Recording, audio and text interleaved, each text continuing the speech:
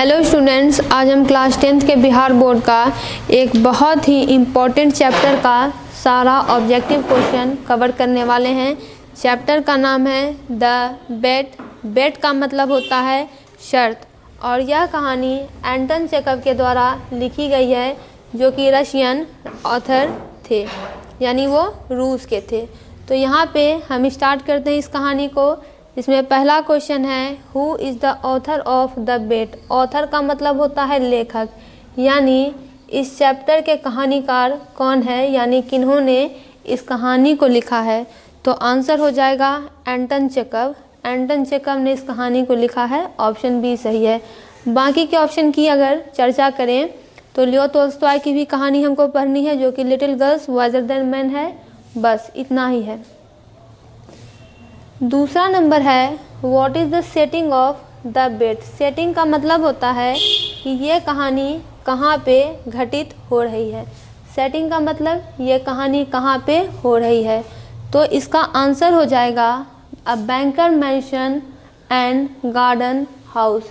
यानी बैंकर कौन है, तो साहूकार, उसके मैंशन यानी उसका जो घर है, और गार्डन वाला जो घर है, वहाँ पे यह कहानी जो है घटित हो रही है। आपको पता होगा कि द बेट कहानी में कुछ पात्रों से हमें इंट्रोड्यूस कराया जाता है, जिसमें क्या होता है, एक बैंकर होते हैं जिन्होंने कि अपने घर में एक भोज का आयोजन किया है, क्योंकि वो फाइनेंशियल तौर पर काफ़ी मजबूत है, तो अगर वो ऐसा करें तो कोई दिक्कत की बात नहीं है। फिर एक लॉयर है, यानी जो उन्होंने इनविटेशन दिया है उनमें एक वकील भी आए हैं। इन्हीं दोनों के बीच में जो है कुछ बातें होती है, और अंत में जाकर बेट लगाई जाती है, शर्त लगाई जाती है। तो कहानी का सेटिंग बैंकर का मेंशन है और गार्डन का हाउस है। तीसरा है, what is the main subject of the debate between the banker and the lawyer. Subject यानी विषय, डिबेट का मतलब कि बातचीत। अब लॉयर और बैंकर के बीच की जो बातचीत हो रही है उस रात, उसका मुख्य विषय क्या है। तो देखिए, मुख्य विषय यह था कि लोग वहाँ पे बैठ के चर्चा कर रहे थे कि ये लोगों को आर्थिक रूप से दंड देना ज़्यादा जायज़ है, या फिर उनको जो है लाइफ इम्प्रिजनमेंट देना ज़्यादा ज़रूरी है। जैसे मान लीजिए, कैपिटल पनिशमेंट का मतलब है कि यदि कोई व्यक्ति है उसे आर्थिक रूप से दंड दिया जाए, यानी उसे जो है पैसे उसके सारे उससे छीन लिया जाए, या ये ज़्यादा सही है, या फिर लाइफ इम्प्रिजनमेंट यानी कि उसे जीवन भर जो है कैद कर दिया जाए, ये ज़्यादा सही है। तो ऑप्शन बी इसका सही नंबर होगा। यही बहस का जो है वहाँ पे सब्जेक्ट था कि आर्थिक रूप से लोग को दंडित किया जाना चाहिए, यानी उसे धनहीन कर देना चाहिए, या फिर उसे जीवन भर के लिए कैद कर देना चाहिए।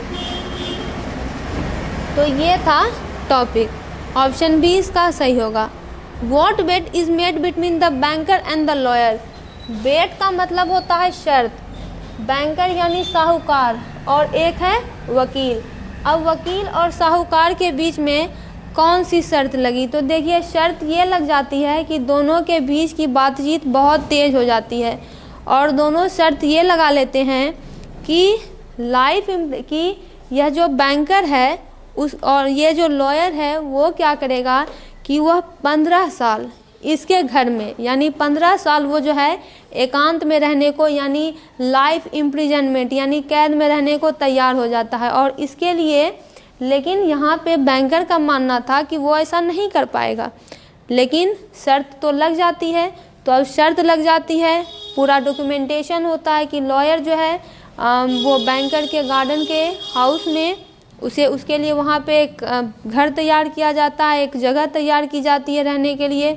वो वहाँ पर 15 साल तक रहेगा, कैद में रहेगा, उसे बाहरी दुनिया से कोई मतलब नहीं रहेगा, और इसके बदले में जो बैंकर होगा वो उसे उसके लिए 2 मिलियन रूबल देगा। ये बातें दोनों में होती है, ये शर्त अंत में लगाई जाती है। तो इसका आंसर बी हो जाएगा कि the banker bets the lawyer can not survive 15 years in solitary confinement. Solitary का मतलब होता है अकेला, और कन्फाइनमेंट का मतलब होता है कैद। तो इसका बी ऑप्शन सही है। अब आते हैं नेक्स्ट क्वेश्चन पे, 5 नंबर पे। 5 नंबर कहता है how much money is offered as a prize for winning the bet. अब इस शर्त को जीतना है, तो यदि लॉयर को इस शर्त को जीतना है तो उसे क्या करना पड़ेगा, 15 साल कैद में रहना पड़ेगा, वो भी बाहरी दुनिया से बिना कांटेक्ट के। और इसके बदले में उसे कितने पैसे बैंकर देगा, तो वो उसे 2 मिलियन रूबल देने वाला था। देखिए रूबल यहाँ पे कहाँ की करेंसी की बात हो रही है, तो रूस की करेंसी की बात हो रही है। कहानी जो है रूस में सेट है, एंटन चेखव के द्वारा लिखी गई है, जो कि रशियन राइटर थे। तो बी ऑप्शन इसका सही है। यहाँ पे आते हैं थर्ड क्वेश्चन पे, जो कहता है what is the age of the lawyer when he accepts the bet, यानी वह वकील, उसकी उम्र उस समय क्या थी जब उसने शर्त स्वीकार की। तो लगभग उसकी उम्र जो है 21 से 25 साल के अप्रॉक्स में थी, यानी एग्जैक्ट नहीं बताया गया है, लेकिन 21 से 25 साल के बीच में उसकी एज अप्रॉक्सीमेटली थी।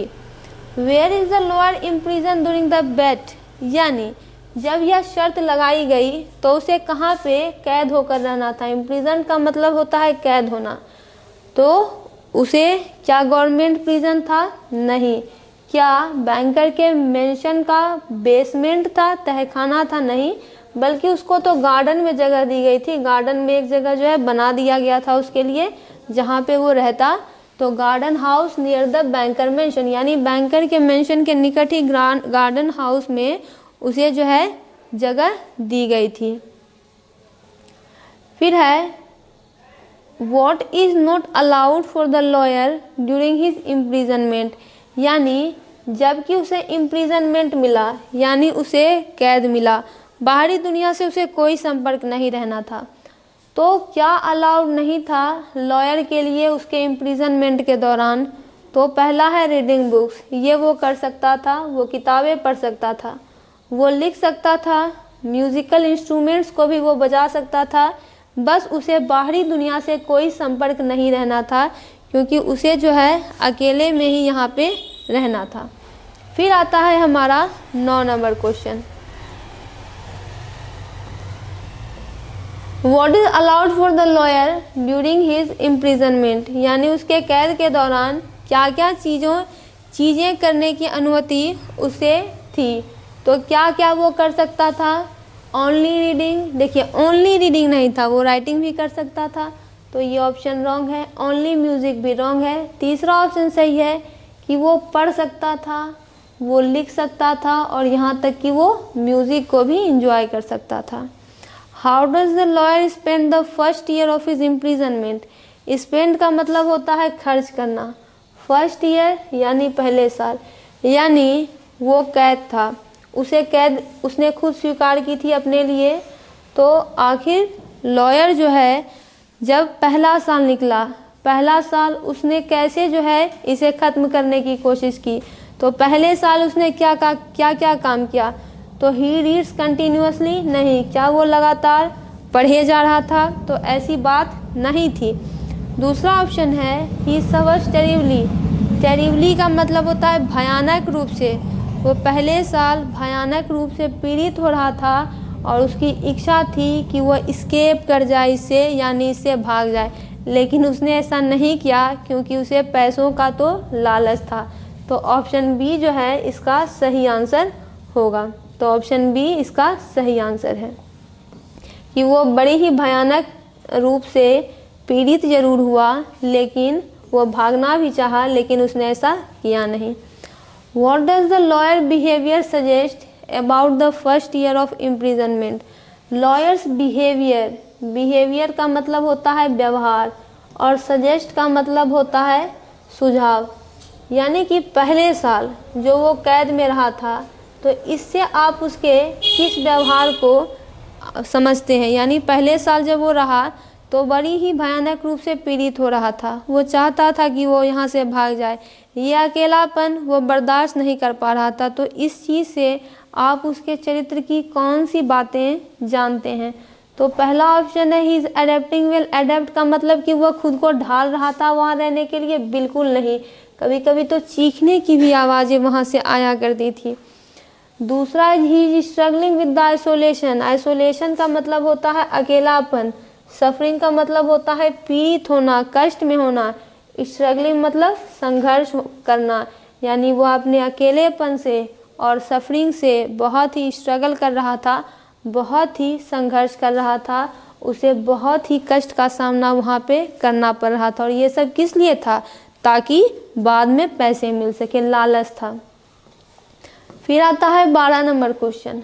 12 नंबर है how does the lawyer attitude, attitude का मतलब होता है दृष्टिकोण, toward the bet change over the years, यानी चूँकि 15 साल की बात थी तो धीरे धीरे क्या होता है, साल बीतते जाते हैं और उसका दृष्टिकोण धीरे धीरे बदलते जाता है। तो उसका दृष्टिकोण कैसे बदलता है? इस शर्त के प्रति, यानी साल में जो है यह धीरे धीरे बदलते जाता है। तो it remains the same through out, क्या यह पूरी साल वैसा ही रहा जैसा कि शुरू में रहा था? नहीं, अंदर में वो क्या किया करता था, अपने समय को बहुत सारी किताबें पढ़ा करता था, बहुत सारी चीज़ें किया करता था और ये सारा सामान उसको बैंकर ही उपलब्ध करवाता था। हर तरह की किताबें पढ़ा करता था। तो इससे क्या हुआ, उसे बहुत ज़्यादा जो है ज्ञान हो गया। इस ज्ञान से उसमें बहुत ज़्यादा परिवर्तन हुआ। तो शुरू में जैसा उसका लालच था, आखिर उसने 15 साल क्यों स्वीकार किया कि मुझे वहाँ रहना है? पैसे का लालच था, 2 मिलियन रूबल का लालच था। लेकिन समय के साथ ये बदलता है। ये तो पहला ऑप्शन तो गलत हुआ। He become more confident about winning, क्या वह जीतने के प्रति बहुत ज़्यादा आत्मविश्वासी होता जा रहा था? तो नहीं।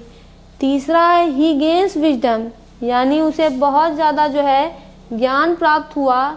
और contempt for material wealth, contempt का मतलब कि उसे जो है धीरे धीरे घृणा होने लगी।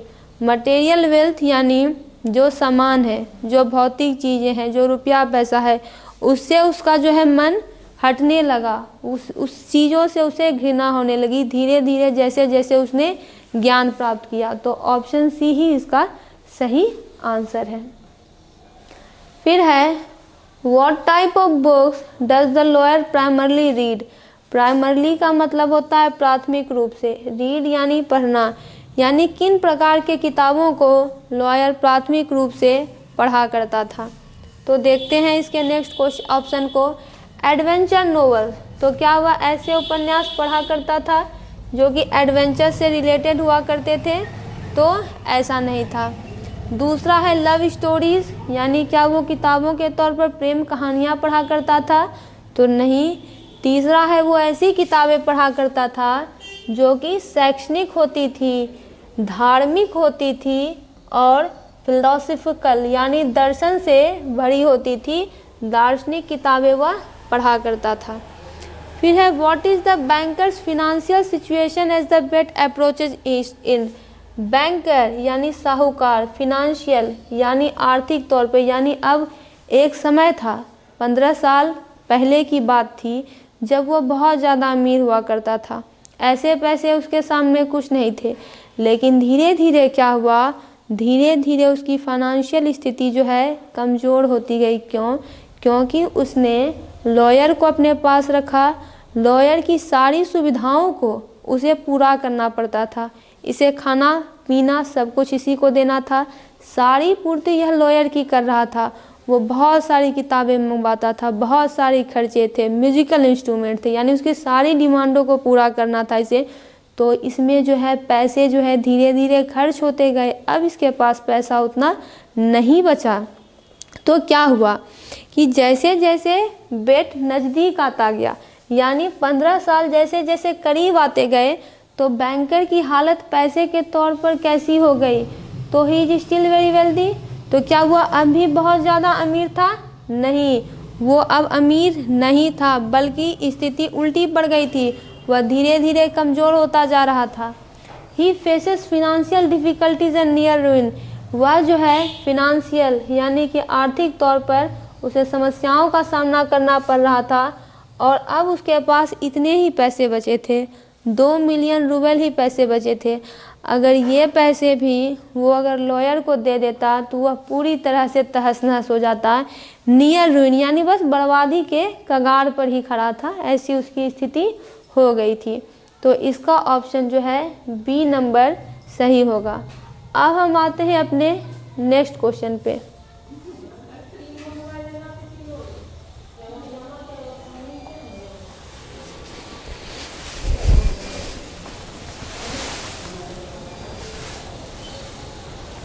15 नंबर है, as the bet nears completion what does the banker decide to do. यानी जैसे जैसे जो शर्त दोनों के बीच लगाई गई थी वो पूरी होने वाली थी, कंप्लीशन का मतलब पूरी होना, तो बैंकर ने क्या करने का सोचा। तो यहाँ पे पहला ऑप्शन है पे द लॉयल विलिंगली। विलिंगली का मतलब इच्छा पूर्वक, तो क्या उसने यह सोचा कि वह लॉयर को पे कर देगा जो उसने कहा था कि, लेकिन ऐसा नहीं है, उसने ऐसा नहीं सोचा। दूसरा है कॉन्ग्रेचुलेट द लॉयर, क्या वह लॉयर को इसके लिए कॉन्ग्रेचुलेशन करेगा, नहीं। तीसरा है attempt to murder the lawyer, यानी उसने लॉयर को मारने की सोची, उसे जान से मारने के बारे में सोचा, क्योंकि अब यह फिनंशियल रूप से र्यून हो चुका था, र्यून हो जाता अगर ये वो भी पैसे लॉयर को दे देता। तो अब इसने सोचा कि क्यों ना लॉयर को रास्ते से ही हटा दिया जाए, ना रहेगा लॉयर, ना किसी को पैसा देना पड़ेगा। तो ऑप्शन सी इसका सही आंसर है। नेक्स्ट क्वेश्चन आता है, why does the banker consider murdering the lawyer. यानी उसने, बैंकर ने लॉयर को जान से मारने के बारे में क्यों सोचा। तो पहला ऑप्शन है he hates the lawyer personally, क्या वह व्यक्तिगत रूप से लॉयर से नफरत करता था, तो ऐसा नहीं था। He can not afford to pay the 2 million roubles, यही सही ऑप्शन है। यानी अब वो 2 मिलियन रूबल्स पैसे इसे दे ही नहीं सकता था, इतने ही पैसे उसके पास बचे थे। अगर ये वो भी उसे दे देता तो इसके पास क्या होता, ये तो तहस नहस हो जाता। इसलिए उसने सोचा कि क्यों ना लॉयर को मार दिया जाए। What prevent the banker from committing murder. Prevent का मतलब होता है बचाना, यानी उसका मर्डर करने से ये कैसे बच गया, क्या कारण रहा। पहला ऑप्शन है पुलिस अराइव, तो क्या पुलिस वहाँ पे आ गई, नहीं। हिज सर्वेंट्स स्टॉप हिम, क्या उसके सर्वेंट्स ने उसे रोका, तो ऐसा भी नहीं था। होता असल में ये है कि जैसे ही वह जाता है तो वहाँ पे एक पत्र इसे मिलता है जो कि लॉयर ने खुद लिखा हुआ होता है। ये पत्र बहुत ही ज़्यादा इम्पोर्टेंट है कहानी में, क्योंकि इस पत्र में वो बहुत सारी बातों को लिखता है, बहुत चीज़ें मेंशन करता है। वो कहता है कि वो इतने साल यहाँ रहा, बहुत सारी ज्ञान की बातें उसने सीखी, और अब ये दुनिया के जो मटेरियल वेल्थ है इससे उसको कोई फ़र्क नहीं पड़ता, और वो डिसाइड कर रहा है कि वह कुछ घंटे पहले ही यहाँ से तोड़कर भाग जाएगा, और जो पैसे, जिस पैसे की बात हुई थी हम दोनों के बीच में, मैं उसको भी छोड़ता हूँ, मैं उससे भी घृणा करता हूँ, ये सारी चीज़ें अब मेरे लिए महत्वहीन हो चुकी हैं। तो इसका ऑप्शन है he discovers that lawyer is planning to reject the money anyway, यानी हर हालत में वो इसके पैसे छोड़ना चाहता था। तो वो कैसे होता, जब शर्त जो है कुछ समय पहले ही ख़त्म हो जाती, तो वो कुछ घंटे पहले ही वहाँ से भागने का प्लान बनाता है। तो ऑप्शन सी इसका सही नंबर है। What does the lawyer do 5 hours before the 15 years are complete. 5 hours यानी 15 साल पूरे होने में 5 घंटे से पहले लॉयर क्या करने वाला था। He waits for the celebration, तो क्या वो उत्सव के लिए वेट करता, नहीं। ही एस्केप सीक्रेटली, यही ऑप्शन, यानी कि वह सीक्रेटली, यानी ऑप्शन ये क्या कहते हैं सीक्रेटली, यानी क्या वो चुपके से भाग जाता। तो यहाँ पे देखिए भागने की बात ज़रूर की गई है, लेकिन यहाँ पे एक और ऑप्शन है ही राइट्स ए लेटर, वो पत्र लिखता है जिसमें वो क्या बातें बोलता है कि वो जो प्राइज़ है मैं उसको रिनाउंस करता हूँ, यानी मुझे अब ये पुरस्कार नहीं चाहिए और मैं इस सेल को छोड़ भी दूंगा। ये सारी बातें वो 5 घंटे पहले के बारे में बोलता है। तो यहाँ पे ऑप्शन सी ही जो है सबसे सेफेस्ट है कि वो पत्र लिख देता है कि वह जो है कुछ घंटे पहले ही यहाँ से चला जाएगा। तो 18 नंबर का ऑप्शन सी हो जाएगा। नेक्स्ट आता है why does the lawyer renounce the prize money. Renounce का मतलब होता है कि पुरस्कार जो है ये जो प्राइज मनी है उसको छोड़ देना। तो पुरस्कार की जो मनी थी उसको इस लॉयर ने क्यों छोड़ दिया। ही becomes angry at the banker, angry का मतलब होता है नाराज होना, तो क्या वह बैंकर पे नाराज हो गया था, नहीं। He realises the meaninglessness of wealth, meaninglessness का मतलब होता है अर्थहीनता और वेल्थ का मतलब होता है संपत्ति, यानी कि उसको एहसास हो जाता है कि ये जो संपत्ति है ये कितनी अर्थहीन है, इसका कोई भी अर्थ नहीं है। और ये जो मटेरियल परस्यूट्स है, परस्यूट्स का मतलब यहाँ पे है लक्ष्य, काम, और ये जो भौतिक काम है, भौतिक लक्ष्य है, भौतिक चीज़ों का पीछा करना है, उनका कोई अर्थ जो है नहीं है, ये सारी चीज़ें मीनिंगलेस है। इसीलिए वो ये बातें बोलता है कि मुझे ये सारा पैसा जो है नहीं चाहिए। तो ये कारण था जो कि उसने छोड़ दिया। तो इसका जो है 19 नंबर का बी हो जाएगा। 20 नंबर है what is the lawyers view on human achievement after his imprisonment, यानी यहाँ पे बोला जा रहा है कि लॉयर का क्या व्यू था human achievement after his imprisonment, यानी वो जिस तरह से कैद रहा तो उस पर मानव की उपलब्धि के बारे में उसके क्या विचार थे। तो ऑप्शन है मनी इज़ ग्रेटेस्ट अचीवमेंट, तो क्या पैसा ही सर्वोत्तम उपलब्धि है, तो ऐसा नहीं है, उसने ऐसा कहीं मेंशन नहीं किया। दूसरा है all human achievements are beautiful and meaningful, क्या मानव जो भी उपलब्धि हासिल करता है अपने जीवन में वह सुंदर होता है और अर्थपूर्ण होता है, तो यह भी नहीं है।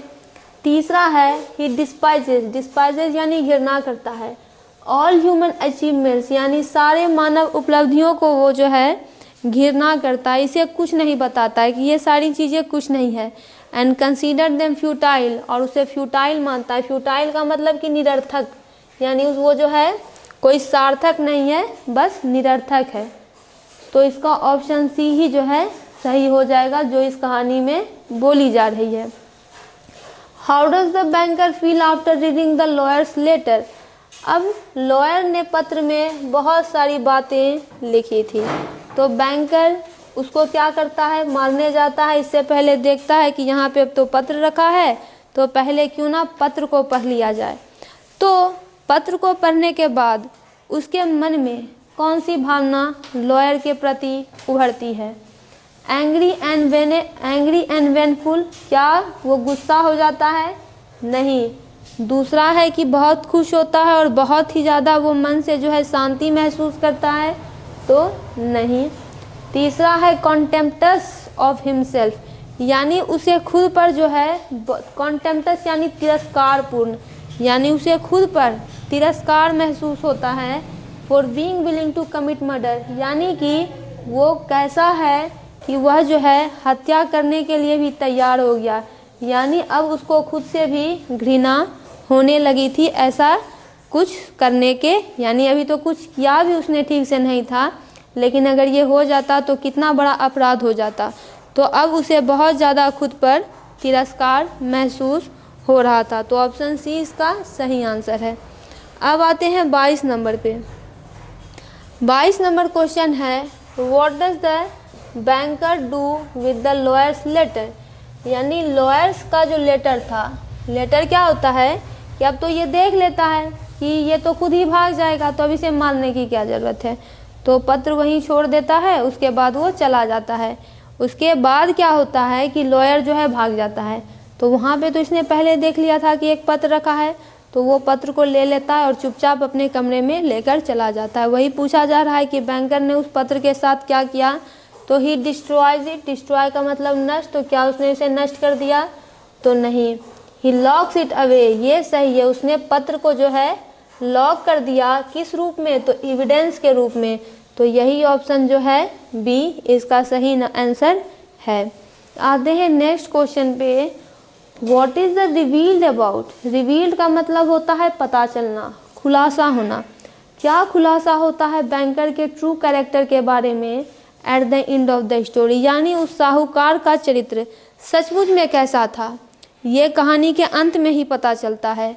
और कैसा था, तो ऑप्शन पे ध्यान देते हैं, he is noble and honourable, देखिए ये तो वो नहीं था, नोबल का मतलब है पवित्र, उच्च, और फिर है सम्माननीय, तो वो ये दोनों में से कुछ भी नहीं था। क्योंकि देखिए वो कैसा व्यक्ति था जो कि कुछ पैसों के लिए लोग की जान लेने के लिए भी तैयार हो गया था। दूसरा, ही वैल्यूज़ मनी। वैल्यूज़ का मतलब महत्व देना, मनी का मतलब पैसा। वह पैसे को महत्व देता था। मोर देन ह्यूमन लाइफ, यानी किससे, तो ह्यूमन की लाइफ से भी ज़्यादा, और मोरालिटी यानी नैतिकता से भी ज़्यादा। उसके लिए मानव के जीवन का कोई मतलब नहीं था, उसके लिए जो था उसका पैसा था। नैतिकता उसके जीवन में कहीं नहीं थी, जो था पैसा था। अगर पैसे के लिए लोग को जान से मारना है वो भी ठीक है, इसलिए वो मारने के लिए चला भी गया था। तो ऑप्शन बी जो है इसका सही आंसर है। 24 है, the main theme of the British. Theme का मतलब होता है विषय, यानी इस कहानी में कौन से विषय मुख्य हैं। तो पहला ऑप्शन है the importance of winning at any cost, यानी किसी भी कीमत पर जीतना। क्या यही इसका थीम है? नहीं। दूसरा है the conflict between material wealth. Conflict का मतलब है द्वंद्व। मटेरियल वेल्थ यानी जो भौतिक संपत्ति है, पैसा रुपया है, और जो स्पिरिचुअल यानी आध्यात्मिक और बौद्धिक ग्रोथ है, इसके बीच में द्वंद्व की बात की जा रही है। तो यही हमारा सही ऑप्शन है, यानी इस कहानी में जो है जो बौद्धिक ज्ञान है और जो मटेरियल वेल्थ है, इन दोनों के बीच में द्वंद्व दर्शाया गया है। 25 नंबर है, what does the lawyer transformation during imprisonment symbolize. Transformation का मतलब होता है परिवर्तन, यानी लॉयर का जो परिवर्तन था, ये परिवर्तन उसमें कब आया, जब वो कैद में रहा। 15 साल से कुछ पहले वो कैद में रहा, तो यह किस चीज़ का प्रतीक है।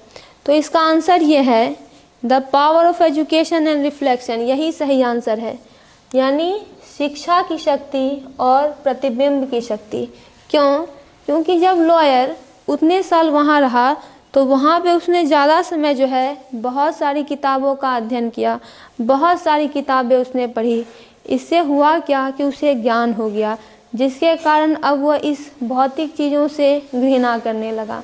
तो ऑप्शन ए इसका सही है। ये सब जो है क्यों हुआ? क्योंकि उसे ज्ञान आ गया था, तो इसलिए जो है वो पैसे छोड़ने को भी तैयार हो गया था। What is the tone of the story. Tone का मतलब होता है स्वर। कहानी का स्वर कैसा है? तो ह्यूमरस और लाइट है, यानी हल्का फुल्का और हास्य से भरा हुआ। तो हास्य तो कहीं नहीं है। रोमांटिक एंड ड्रीमी, क्या सपनों वाली कहानी है? रोमांटिक कहानी है? नहीं। तीसरा है डार्क, यानी अंधेरों से भरा हुआ। साइनिकल, साइनिकल का मतलब हो जाता है निराशावादी कहानी। और फिलोसफिकल का मतलब दार्शनिक से भरी कहानी, दर्शन वाली कहानी है। तो यही ऑप्शन सही है। कहानी बहुत गंभीर, बहुत ही गहन है, बहुत ही निराशावादी भी है, क्योंकि इन सब चक्कर में होता क्या है कि बैंकर जो है फिनंशियल रूप से रुइन हो जाता है, और इसके तो 15 साल यूं ही चले जाते हैं। How does checkup portray. Checkup यानी एंटन चेकअप। चेकअप कैसे पोर्ट्रे करते हैं concept of freedom in this story. अब देखिए यहाँ पे जो शुरू में बोला जा रहा था आज़ादी के बारे में, तो यहाँ पे फ्रीडम की ही बात की जा रही है। आखिर कॉन्सेप्ट ऑफ फ्रीडम क्या है इस स्टोरी में, आखिर फ्रीडम का मतलब क्या है। तो देखिए इसका ऑप्शन है कि freedom is the greatest blessing, यानी इस सबसे ज़्यादा आज़ादी ही क्या आशीर्वाद है। दूसरा है कि फ्रीडम वर्थलेस है, यानी क्या फ्रीडम आज़ादी की कोई कीमत ही नहीं है। तीसरा है freedom can be both a prison, ये सही है, फ्रीडम एक प्रिजन भी हो सकता है, यानी किसी व्यक्ति के लिए यह कैद भी हो सकता है, और किसी व्यक्ति के लिए यह लिबरेशन यानी आज़ादी भी हो सकती है। बस ये डिपेंड करता है किसी व्यक्ति के माइंडसेट पे, यानी उसका माइंडसेट क्या है, वो कैसा है। तो यही ऑप्शन जो है यहाँ पे सही है। फिर आता है what does the locked garden house represent in the story, यानी ये जो गार्डन हाउस था जहाँ पे कि लॉयर को रखा गया था, वो कहानी में क्या दर्शाता है। तो क्या यह सिक्योरिटी एंड कंफर्ट इसको दर्शाता है, क्या यहाँ पे सुरक्षा थी और आराम था। तो नहीं, ऐसा नहीं है। दूसरा है prison and confinement for both the lawyer and the banker. तो यही ऑप्शन यहाँ पे सही हो जाएगा कि ये प्रिजन है, यानी कैद, और कन्फाइनमेंट किसके लिए, तो लॉयर के लिए भी था और बैंकर के लिए भी था। तो ऑप्शन बी ही इसका सही आंसर होगा। फिर आता है 29 number, which statement best describes the lower spiritual journey, यानी कौन सा स्टेटमेंट यानी कि कौन सा कथन सबसे बेहतर वर्णन करता है वकील के आध्यात्मिक जर्नी को, यानी इसकी आध्यात्मिक यात्रा को सबसे बेस्ट वर्णन कौन करता है। तो he loses his mind due to isolation, mind का मतलब मस्तिष्क, लॉसेस मतलब खो देना, और आइसोलेशन यानी अकेलापन। तो जब वो अकेलेपन में उतने साल रहा तो क्या उसने अपना दिमागी संतुलन खो दिया, क्या उसने अपना माइंड खो दिया? तो ऐसा नहीं था। ही gains wisdom and reject materialistic value, ये सही है। धीरे धीरे उस अकेलेपन में उसे क्या हुआ, उसे ज्ञान हुआ, उसे बुद्धि आई, और उसने ये जो मटेरियलिस्टिक वैल्यू थी, ये जो भौतिक मूल्य थी, उसको उन्होंने रिजेक्ट कर दिया, यानी कि अस्वीकार कर दिया। तो ऑप्शन बी इसका सही आंसर है। फिर आता है 30 number, what is the final message of the bet, यानी इसका अंतिम मैसेज क्या है, इसका अंतिम संदेश क्या है। तो आंसर है wealth and money are the key to happiness, यानी अगर किसी व्यक्ति को खुश रहना है तो क्या उसे संपत्ति चाहिए और पैसा चाहिए? तो इस कहानी में ऐसा नहीं बोला गया है। दूसरा है materialism and greed corrupt human morality, ये सही है।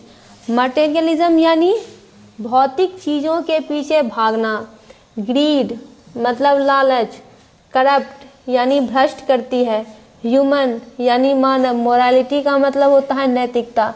कहने का अर्थ है कि यदि कोई भौतिक चीज़ों के पीछे भागता है और लालच करता है तो यह उसकी नैतिकता को भ्रष्ट कर देता है। And wisdom comes through reflection, यानी विजडम जो है, जो बुद्धि है, वो रिफ्लेक्शन के जरिए लोगों में आती है, यानी प्रतिबिंब के जरिए लोगों में आती है। तो ऑप्शन जो है बी इसका सही हो जाएगा। तो इस तरह से इसके 30 ऑब्जेक्टिव पूरे होते हैं। अब हम इसके कुछ इम्पॉर्टेंट टॉपिक्स को देखते हैं। तो देखिए यहाँ पे इसके की थीम्स इन द बेट, यानी इस चैप्टर में कौन कौन से मुख्य विषय आए हैं उसको अब हम देखते हैं। तो स्टार्ट करते हैं यहाँ पे। तो यहाँ पे देखिए सबसे पहले यहाँ पे आता है capital punishment versus life imprisonment. Capital punishment यानी कि व्यक्ति को आर्थिक रूप से दंड देना या फिर उसे जीवन भर के लिए कैद में कर देना, इन दोनों में से ज़्यादा खतरनाक कौन है, इसी बात की चर्चा वहाँ पे हो रही थी। तो ये कहानी एक फिलोसफिकल डिबेट के साथ शुरू होती है, यानी बहस के साथ शुरू होती है, जिसमें बोला जा रहा था कि सबसे ज़्यादा पनिशमेंट यानी दंड, सबसे ज़्यादा दंड किसमें मिलेगा। तो एंटन चेकव यहाँ पे खोज करते हैं कि कैसे जस्टिस के बारे में ये जो दोनों विचार है खुद एक क्वेश्चन क्रिएट करते हैं। दूसरा ऑप्शन आता है ग्रीड और मटेरियलिज्म का, यानी लालच का और भौतिक चीज़ों का।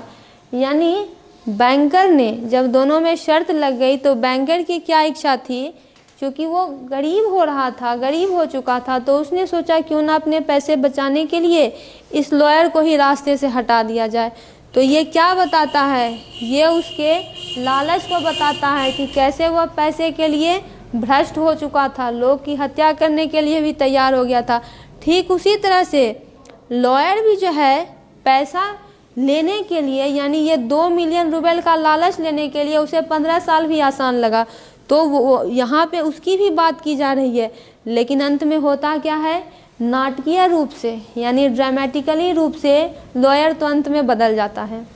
द परस्यूट ऑफ नॉलेज, यानी नॉलेज का लक्ष्य, परस्यूट यानी यहाँ पे लक्ष्य, पीछा। तो यहाँ पे देखिए ज्ञान किसको होता है, जब वो इम्प्रिजनमेंट में रहता है तो लगातार वह किताबें पढ़ता रहता है, जिससे उसकी आध्यात्मिक अवेकनिंग होती है, यानी आध्यात्मिक रूप से वह जागता है और वह समझ जाता है कि ये जो भौतिक चीज़ें हैं ये किसी काम की नहीं है, इसका कोई मूल्य नहीं है। ये जो 2 मिलियन रुपए है वह भी किसी काम का नहीं है। जो ज्ञान है और जो शिक्षा है वही जो है मोरल ग्रोथ के लिए और ट्रांसेंडेंस यानी परिवर्तन के लिए ज़रूरी होते हैं। अगर किसी व्यक्ति को नैतिक रूप से विकास करना है तो उसके लिए उसे ज्ञान होना चाहिए और उसे जो है शिक्षा होना चाहिए, उसे नॉलेज होना चाहिए, एजुकेशन होना चाहिए। फिर बोला जाता है फ्रीडम वर्सेस इम्प्रिजनमेंट, यानी आज़ादी वर्सेस कैद। यानी कि स्टोरी चैलेंज करती है हमारे अंडरस्टैंडिंग ऑफ फ्रीडम को, यानी आज़ादी के बारे में हम अपनी कैसी समझ रखते हैं, इसको यह कहानी चुनौती देती है। लॉयर फिजिकली रूप से इम्प्रिजन था, लेकिन पढ़ पढ़ के नॉलेज हासिल कर करके आध्यात्मिक रूप से वो तो फ्री हो गया। लेकिन बैंकर जो कि शारीरिक रूप से फ्री था, वो अपने लालच और मटेरियलिज्म के कारण वो कैद में था। तो ये चीज़ें यहाँ पे बताई जा रही है। फिर आता है वैनिटी ऑफ ह्यूमन अचीवमेंट्स, यानी मानव जो अचीव करते हैं वो कितना निरर्थक है। वैनिटी का मतलब उसका कोई मोल नहीं है। लॉयर फाइनल लेटर ये बातें बताता है कि उसका मानना है कि मानव जो भी उपलब्धि हासिल अपने जीवन में करता है, चाहे वो साइंस में करे, लिटरेचर में करे, फिलॉसफी में करे, वह अंततः निरर्थक होते हैं, फ्यूटाइल होते हैं, और बल्कि as compare to the simple act of rejecting worldly desire, यानी ऐसा भी है कि ये सारी चीज़ें उनके अचीवमेंट निरर्थक है। जो सार्थक है वो क्या है कि लोग जो है ये दुनिया की इच्छाओं को त्याग देते हैं, उसे रिजेक्ट करते हैं, यही ठीक है। फिर आता है moral corruption and the price of wealth, यानी नैतिक रूप से भ्रष्ट हो जाना और संपत्ति की कीमत। बैंकर कॉन्टेम्पलेशन ऑफ मर्डर, यानी बैंकर जो है उसकी हत्या करने के लिए गया था, उसकी हत्या करना चाहता था। यह बताता है कि कैसे संपत्ति और उसका खोना किसी व्यक्ति को कैसे भ्रष्ट कर सकता है, यहाँ तक कि वैसे व्यक्ति को भी जो कि सम्मानित होते हैं। मनी जो है एक फोर्स है जो कि गुड पीपुल को भी गलत काम करने के लिए प्रोत्साहित करते हैं, उन्हें जो है उस रास्ते पर लेकर जाते हैं। तो इस तरह से यहाँ पे इसका जो है ये पूरा होता है। अब यहाँ पे आगे जो टॉपिक है वो है important character sketches. Important character sketches में सबसे पहला है लॉयर का कैरेक्टर, यानी वकील का कैरेक्टर। यहाँ पे वकील नायक है, इस कहानी के हीरो हैं, प्रोटैगोनिस्ट ऑफ द स्टोरी है, यंग है, आदर्शवाद से भरे हुए हैं और स्टोरी के शुरुआत में बहुत ही ज़्यादा विश्वास है उन्हें, कॉन्फिडेंट है। इनिशियल मोटिवेशन, यानी वो जो है इस बेट को स्वीकार कर लेते हैं। क्यों? क्योंकि पैसे का लालच था, 2 मिलियन रूबल्स मिलने वाले थे, बहुत ही कॉन्फिडेंट थे कि वो जीत भी जाएंगे। ट्रांसफॉर्मेशन, लेकिन फिर उनमें परिवर्तन होता है, जैसे जैसे वो पढ़ते जाते हैं उन्हें ज्ञान होता है, आध्यात्मिक रूप से उनमें जागरूकता आती है। फिर आता है फाइनल स्टेट, अंत में वो कहते हैं कि उन्हें ये पुरस्कार नहीं चाहिए, वो समझ जाते हैं ये जो मटेरियलिस्टिक वेल्थ है इनकी कोई वैल्यू नहीं है। तो ये किस सिंबलिज्म की काम करता है? तो represent the possibility of spiritual growth, यानी ये इस बात को रिप्रेजेंट करता है कि एक चांस हमेशा होती है कि व्यक्ति में आध्यात्मिक विकास आ सकता है और नॉलेज के जरिए उन्हें रिडेम्पशन यानी उनमें खूब परिवर्तन आ सकता है। फिर आता है बैंकर। बैंकर का चरित्र कैसा है? बैंकर एंटागोनिस्ट है, बहुत ज़्यादा अमीर है और शुरू में बहुत ज़्यादा वो घमंडी भी है, एरोगेंट भी है। फिर है मोटिवेशन, वो अपनी सुपीरियरिटी को यानी अपनी बातों को सही साबित करने के लिए वो शर्त लगाना स्वीकार करता है। धीरे धीरे क्या होता है कि वो आर्थिक रूप से कमज़ोर होता जाता है और अंत में उसकी हालत ऐसी हो जाती है कि वह मर्डर करने पर उतारू हो जाता है। रिविलेशन, यानी उसे अंत में पता चलता है कि मोरल रूप से वह कैसे भ्रष्ट हो चुका था जब वो लॉयर के लेटर को पढ़ता है।